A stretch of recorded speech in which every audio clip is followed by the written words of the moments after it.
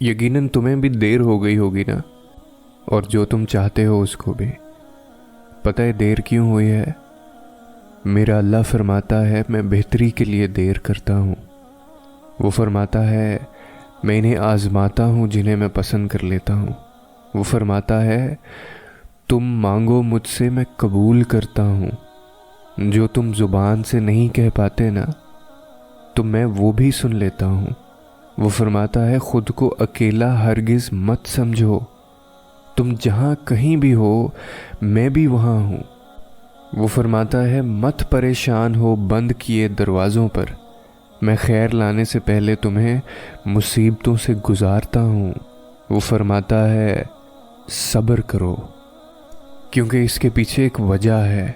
वो कोई भी चीज़ तुम्हें ऐसे नहीं दे सकता जिसकी तुम अहमियत खो दो।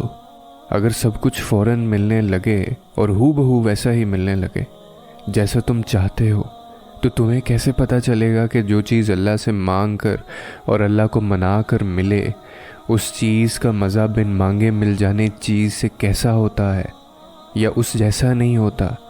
और अगर नींद आंखों में उतरने लगे तो तुम कैसे रात को अंधेरों में वो सरगोशियाँ सुन सकोगे जो अब अल्लाह और तुम्हारे दरमियान होती हैं।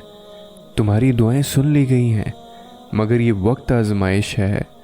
वो देखता है कि तुम कितना इंतज़ार और सब्र करते हो।